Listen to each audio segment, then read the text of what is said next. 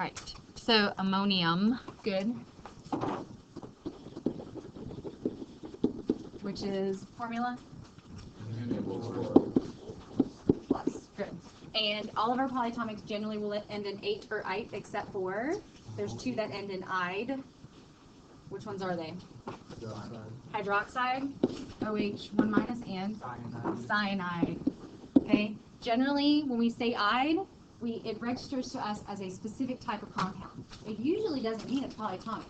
Those are the only two exceptions that have the ide ending. Generally, ide means what about the compound? Yeah, its ending comes from the periodic table, so it's just binary. Yeah. Is that kind of what you're saying? Okay. I mean, I was reading your mind, but okay. Basically, it's a metal and a non-metal, not a polyatomic generally. So like, what's sodium sulfide? Na2S. So I generally means just straight the anions from polyatomic table, or periodic table, sorry, and not a polyatomic except for those two exceptions. Ternary compounds, that I know we say ternary can be ionic, but it's actually both. Why does it have both ionic and covalent bonds in it? What's it made of? Polyatomics and the metal. Right, so we have a metal like, let's go sodium sulfate. Let's just stick with that trend. What's sodium sulfate? Na2SO4. Uh-huh. And where is the ionic bond existing between? The sodium and the sulfate. Okay, so sodium 1 plus and sulfate SO4 2 minus, and where are the covalent bonds? Within the sulfate, right, which is a huge Lewis structure. And I'm not going to draw it to completion, but basically it's like this, and there's a double bond here.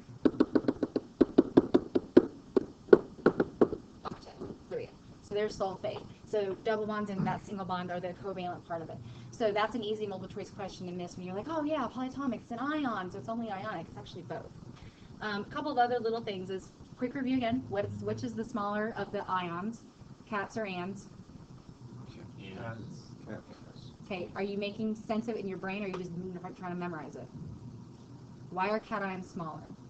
They give up. So when they give up electron, what happens? Right, they lose, usually they're giving up enough electrons to lose the entire outer shell. There is a reason behind it, okay? So don't just try to memorize. The two prefixes that are most commonly confused are bi and di. When we say carbon dioxide, that means there's two oxygens, right? So we know that covalent di prefix means two. But there's the bi prefix as well that is incorporated within an ionic polyatomic. So baking soda has a fancy name. What's baking soda's name, anybody? Sodium bicarbonate. Sodium bicarbonate. So sodium bicarbonate means to add an H to whatever the anion is. So carbonate gets an H plus. So carbonate, CO3 2 minus, gets an H plus with it. So what is the new improved bicarbonate ion? Right, the 1 plus and the 2 minus kind of sum to HCO3 1 minus. Okay, so this is bicarbonate, sodium bicarbonate. And why are there no subscripts in the middle?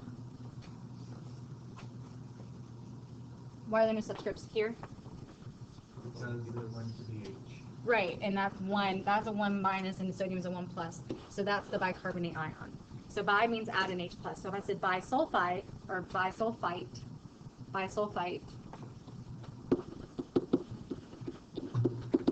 tell me what that ion is. HSO3 1 minus. Okay, so sulfite is SO3 2 minus, add an H plus, HSO3 1 minus. Good. Thiosulfate, that one's just a weirdo. It's not allowed today. What is it? Do you need to look in your polyatomic ion list or in your lab? Do you know it? It's okay if you don't know it. You'll know it after today. Okay, what do you know it has in it? It's got an S and an O, but how many of them? That's what our problem is. Thio, the prefix, actually means to add sometimes a full sulfur. There is no method to that madness, though. It's S2O3 2 minus. Thiosulfate. Sulfate, sorry. Okay, so that's a quick recap. The other bits of information that I printed for you, these two slides, this is just a good flow diagram from your book. You can look at it in full color in your book. This down here are some particulate diagrams. Look at it on your own time. It's just giving you a good indication of what the differences between molecules are. So you see this is the carbon dioxide molecule in that picture. Yeah, you see it's totally separated from another carbon dioxide molecule. In the lattice picture, that's definitely an ionic compound, and so the lattice gives you, seeing a lattice should indicate to you that it is ionic. Because lattices, they like to form, like a positive likes to be surrounded with negatives, and a negative likes to be surrounded with positives. So they have to be clumped together. And there's some other information there. This right here, star it, read it. That's just the basics of why a covalent bond forms. I'll go over that later too. Okay, let's kind of do like a round robin nomenclature. Does everybody have a different colored pen to work with, like to check your stuff with? If not, I have multiple. I have highlighters. Hold on. Okay, if I give you a pen, I just bought these. Don't steal them. I'm a poor teacher. Okay. The checking is for your benefit. It's okay to get stuff wrong. Anything? These are awesome. You're also very quiet. You can know you can talk. Does anybody else need a snack? Okay. Alright, so we have, I'm not going over all 100 again. Let's go over this first. Here we go. Alright, so the ones that I've highlighted are the ones that I want to go over, and we're just going to fly through this, okay? And if you want, oops, I didn't go that far. I will write them up here as we go. Okay, so that you guys have something to look at too, okay? So let's just go in order. Number 8, Maggie. BaOH2. Okay, say it so that I write it the way you say it. OH in parentheses. Thank you. 2. Please do not neglect those parentheses for polyphonics. Nathaniel. Fast and pause 5. CA3P2. Good, crisscrossing. And so the reason I'm having you write this in a different color is because I want you to be able to check it later. I'm throwing this to you. Okay. I want you to be able to check it later. Sodium oxalate, Clayton. Na2C2O4. Okay, so oxalate is that weird one. Okay, so make sure you know oxalate well. Ammonium chloride, Kevin. Just going that way. NH4Cl. Okay. Sodium bromate, Alex. Na parentheses BrO3. And you don't have to put parentheses. It is good to kind of do it at the beginning, but with a subscript of 1, we should have no problem. Lead 2 chromate, straw. PB parentheses CR4. Okay, where's this 2 going? Right, it reduces, so the 2 and the 2 are reduced. Sulfur hexafluoride, Justin. SF6. Okay, covalent, no problems there. Ammonium sulfide, Jack. Turn number 25. 25. NH4 2. How does the 2 look? It's in parentheses. Or the NH4 is. Thank you. Because if not, it looks like 42, right? Okay. Potassium peroxide, Gianna. Good. So this is what we talked about yesterday. It looks like you're wrong, but you are correct. You do not reduce that one down simply because a peroxide is a peroxide. Don't change it. Number 30, potassium permanganate, Han. Permanganate is my favorite. It is the chameleon of chemistry. It has multiple different colors to it. We'll see that later. Copper 2 phosphate, Shannon.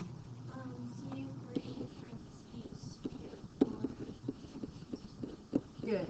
Okay, so copper 2 phosphate, we have to keep all those subscripts. Ammonium carbonate, Liz. Parentheses NH4 parentheses 2 CO3. Good.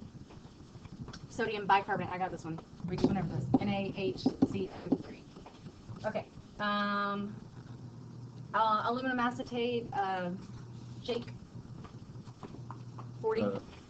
Al parentheses C2H3O2 3. Okay. Can I write acetate another way?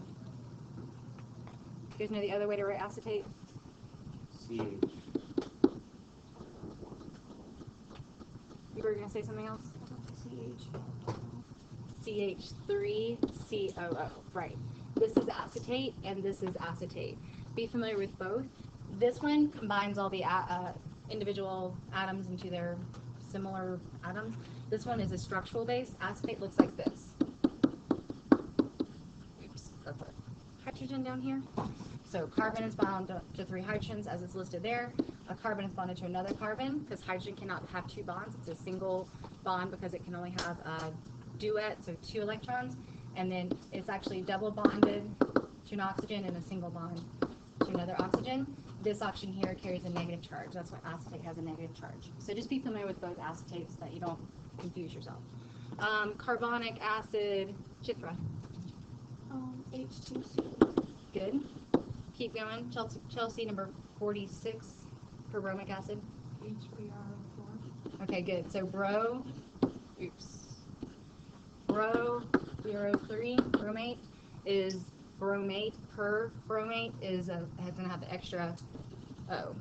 Iodic acid, Diamond. Okay, good. So iodate is IO3. Iodic acid is just the acidic version of it. And then ammonia, Nicholas, NH3. So we know ammonia. Good. All right, let's say the rest of these. I'm not going to write these down. I'll start here. This is ammonium, number 5, ammonium dichromate. Good, thumbs up. Yeah, good. The next one, potassium, what? Sulfate. You can say potassium hydrogen sulfate. That's just more words. Is there another way to say it? Bisulfate. Right. Either one is acceptable, but know them both. It's like tomato almost. Number 10. Let's go. Where am I at? Hold on. Zonky. Sodium disulfide. Ooh, you want to say di because you see 2, but you only use the di prefix with what kind of compound? Thiosulfate, right. That's the thiosulfate. You'll be using that one today. Josh, 11. Hydrogen peroxide. Good. And number 14, manganese, what? 2 oxide. I heard 2. Okay, so manganese 2 oxide. Are we good there? Because we know it's a transition metal, we have to state the charge because it has has multiple oxidation states it can attain. Manganese 2 oxide. 17. Back to Maggie. This one's a little harder. I didn't get that one. All right, who can help? Go for it, Nathaniel. Mercury oxide. So close. Not the full thing. Mercury 4 oxide. I told you mercury only had 2 charges. 4 was not one of them. Mercury 1 oxide. Okay, let's try this. So if we say mercury 1 oxide, was this mercury 1 or was this mercury 1? The first one, this one, right? This is mercury 2, this is mercury 1 because they're a dimer and they form together. So as you go over here, you're like, okay, if that was it, Hg2 plus 2 and oxygen, crisscross down, you see Hg. This 2 is hanging out with the H, the mercury, so just keep it there. And then the 2 crosses down, and the 2 crosses over. And then what did you do? Cancel. Reduce, Hg2O, because these 2 go down to 1. So it is mercury 1 oxide. Okay, so this one is mercury what? Number 16. That one is mercury 2 oxide because it's mercury 2 and an oxygen, and they crisscross down to 1s. Next one, 18. Lewis. 22 sulfide. Lies. Jack. Lewis, you can fix it. And 4. 10-4, because it had to. This sulfide always has a 2. It's outside. No? Did somebody pick it up? That's good. This sulfur here has to have a 2 negative charge, and if it's not there, it means it has been reduced. So that means the other one was also reduced. So it was a 4, and it was a 2, so it's 10-4 sulfide. 20, Jake. Iron 2 sulfate. Good, iron 2. 23, Josh. Barium carbonate. Good. 25, Shannon. Sodium peroxide. Good. Sodium peroxide. 26, Diamond. Potassium hypochlorite. Ooh, you wanted to say hypo only because you know it's one below, it's just sulfite. So potassium sulfite. Because sulfate is SO4, sulfite is SO3. 31, Nicholas. Copper 2 also. Copper 2, good. Because we see that the oxygen's charge has been reduced, meaning copper was 2. It was previously copper 2. Straw, number 32. Sodium chromate. Sodium chromate. And then 37 is chromium 3 oxide. Kevin, next one, 38. Nickel 2 sulfite. Right, nickel 2, because we see the sulfite charge has been reduced, meaning the nickels was also, they happen to be the same in this one, nickel 2 sulfite. Jack, 43. Cyanic acid. Cyanic acid. I know you want to say cyanic acid. It's the weird drop of the ending on that one. Sorry, I didn't tell you guys on yesterday. Cyanic acid is a good flow with that word. It sounds weird. 46, Nathaniel. It's your hypochlorous acid. Hypochlorous acid, good. So this is hypochlorite, and then hypochlorous is how you change the name. Last one, who's got me on 50? Anybody? Go for it. Sodium hydride. Hydride, good. So the H plus is just hydrogen, and H minus, 1 minus, is whenever it's pairing with a metal, because metals generally are very, very, very reactive, so they give up their electron, and the hydrogen is forced to take the electron. It's not as normal, as common, but that's a hydride. Okay. Right. Who feels like they feel like you get like a 90% plus on a nomenclature quiz? Yeah? Some of us? Okay. The nomenclature quiz, I haven't decided how long it is, but it's Thursday. So know some of your polyatomics, the ones that you're lacking. So if you make marks and kind of correct yourself, you're more likely to remember. You're 80% more likely to remember something that you write than if you just see it. So that's why I want you to be writing things, okay? So we have 8:10. Oh, yes, we have about an hour.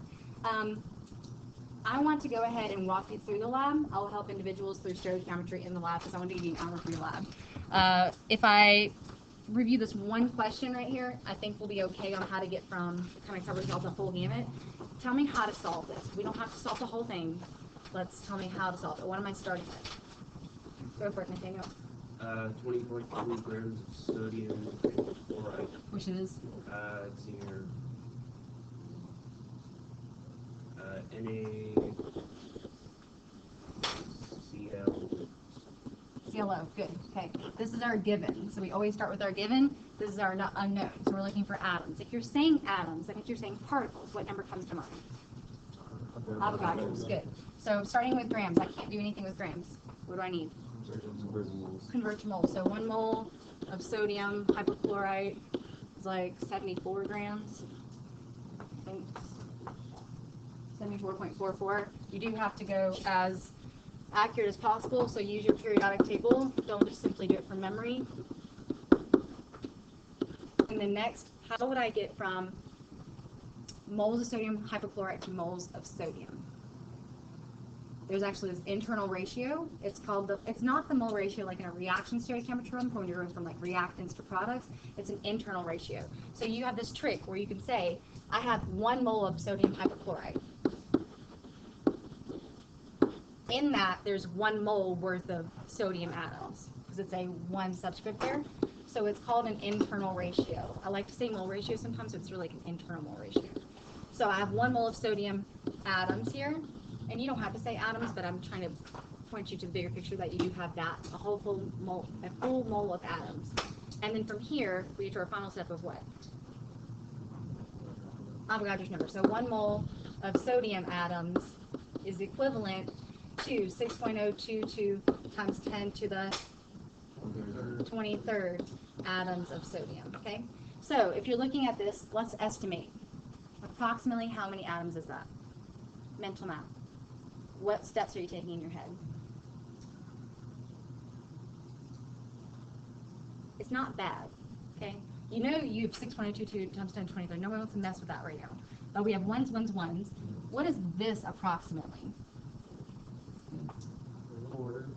A little over, it's between like 25% and 30, So let's just go a third. Let's just go crazy and go a third. So a third is 20 over 70-ish times 6.022. So what's a third of 6? 2. Our end answer should be approximately 2.00, because there's 3 6 there. So 2.00 times 10 to the 23rd. Okay, so you don't have to, you can estimate, and that makes sense because you don't even have a full mole of sodium hypochlorite. The full mole is 74 grams, and you only have 20 grams of it. The final answer is actually 1.63 times 10 to the 23rd. So you can estimate some of these mentally and then go through and find your final calculation. If you feel comfortable with that, you'll be fine for your lab. Okay? I've written down the breakdown of the points for the lab. You can take a picture if you want to, but I like to tell you how I grade it so that you are working on the parts that are very important. Everybody have closed-toe shoes? It's okay today. Please bring closed-toe shoes. Get your lab notebook in your lab, and let's go to the back and look at the balance. I'll show you guys your lab groups. Bring a black pen, black or blue pen. Right. Anything with the reference safety? Yes, you want to write down something that is related to glassware or chemicals or disposal of your materials. And you'll see kind of some of that as you go. So I usually have to leave a space if they're not sure. If you don't have a black or blue pen, I think I have a couple. Oh, I know I have a couple of them. Yay, first lab! Woo! Alright, I'm going to give you a quick demonstration of analytic from this way. I'm going to reach back here.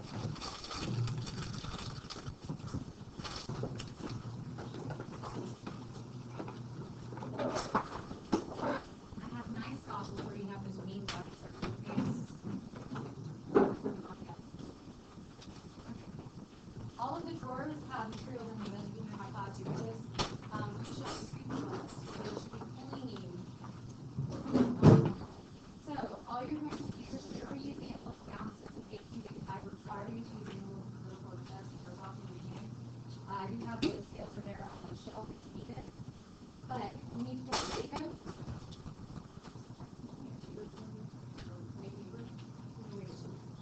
Are they the next to analytical? No, stack.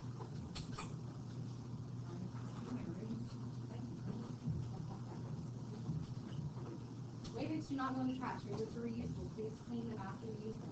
So before it is you want to make sure it's on, make sure it's zeroed out. If you're putting a weight bed on it, stick it in there, and then zero it out again. So the terabyte pin with a zero, they do the same job. So if you hit it, it should go to zero. No airflow, it should not kind of waver at all. You're going to take a scoop of your material, and then you're going to take your hand and tap your wrist or tap your hand to get exactly what you need.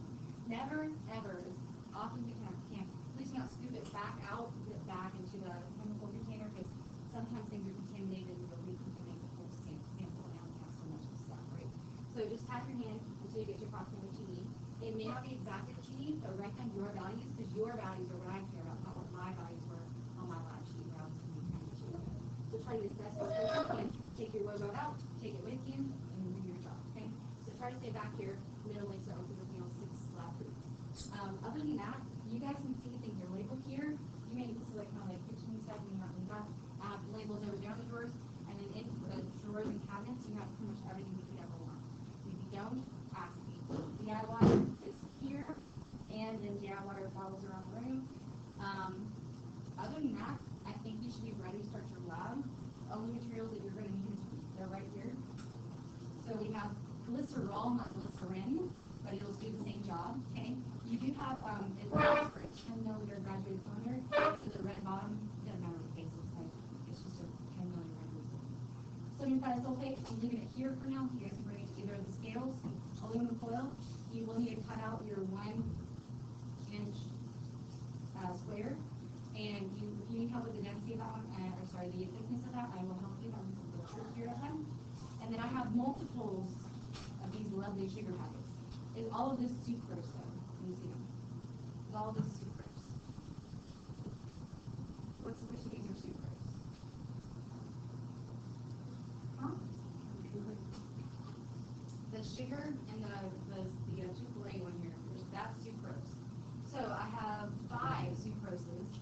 one group can have a non-sucrose, but if the math, that's important, not necessarily the math. I know it's not exactly sucrose, but I don't go these places often, so I still do. And then other than that, you have rulers, max, it's just the front. Okay? So, I have lab groups made for this. Grab bubbles for now, and I have lab groups made for this unit. After that, you guys can choose. Just because I don't know, I'm still working on the names, it who's who.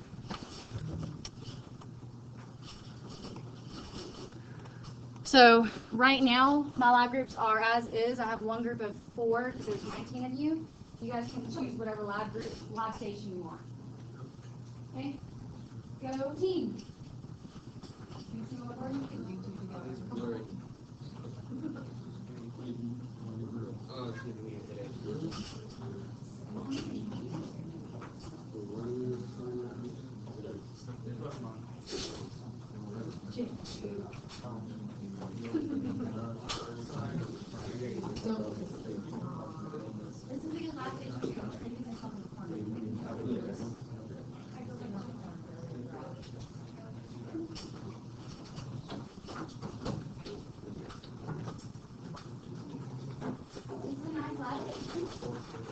This is an empty lab station.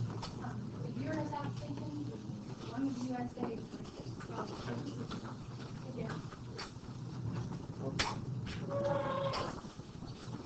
Okay, my suggestion, the tips for you.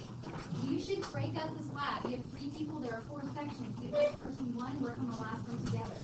You need to have all of your data collected today and leave space for some of your calculations if you don't get to it. And I do believe that if you guys work together, divide and conquer, you'll be fine. Okay? So here's some better goggles that don't hurt your face right here. If you want them, it's up to you. And I'll turn on some tunes for you guys.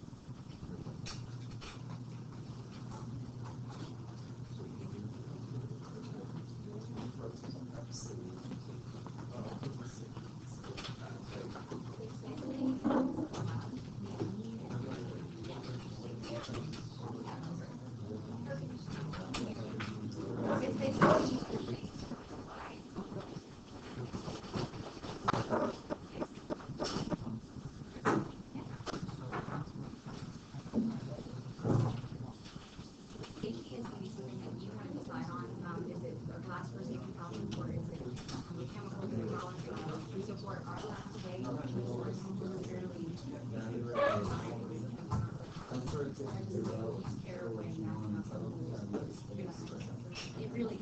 We're close to a lot of things. It's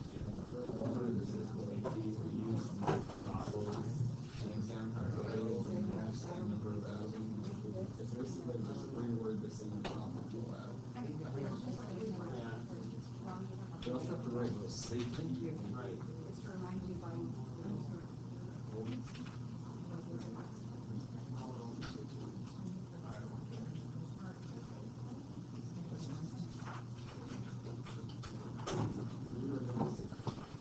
So safety can be many things. Closed-toed shoes, wear your goggles, take care when mapping out chemicals. If you make a mess on the analytical scale, I will cut you. Okay? So please make sure. No, I really won't. So you don't get my boots. Just be safe with the chemicals. A lot of your safety will be very kind of like elementary as you start off. As we get to bigger, badder stuff, you'll say, oh, things like that.